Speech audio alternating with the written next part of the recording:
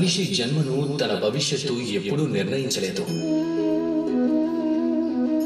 కానీ తన జీవిత యాత్ర సౌకర్యంగా ఉండొచ్చు.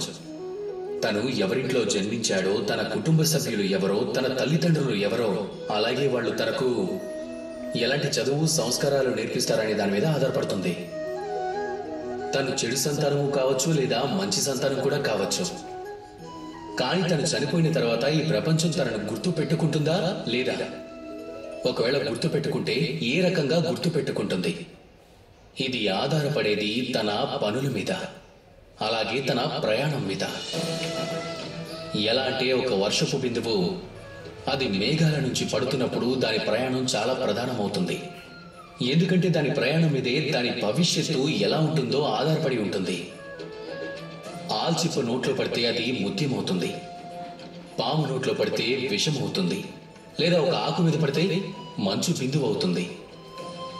అదే కర్మ ఇంకా ప్రయాణం. ఇవి జీవితంలో చాలా ముఖ్యమైనవి. వీటిని ప్రత్యేకంగా గుర్తుంచుకోండి. అలాగే నాతో కలిసి ప్రేమగా చెప్పండి, రాధా కృష్ణ.